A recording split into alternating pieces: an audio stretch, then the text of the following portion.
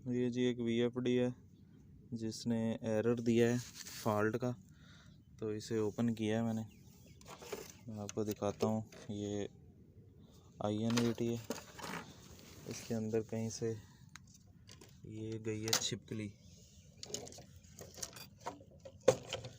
देखें जी, ये छिपकली गई है।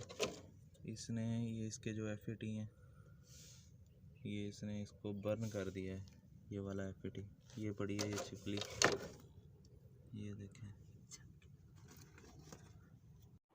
फ्रेंड्स, वीडियो बनाने का मकसद एक किस्म का वार्न करना है आपको कि इस तरह इसके अंदर पेस्ट कोई चला जाए तो ये VFD बर्न कर सकता है और आपका अच्छा खासा नुकसान कर सकता है। जहाँ पे इस तरह का इशू आए वहाँ पे IP65 VFD यूज़ करें।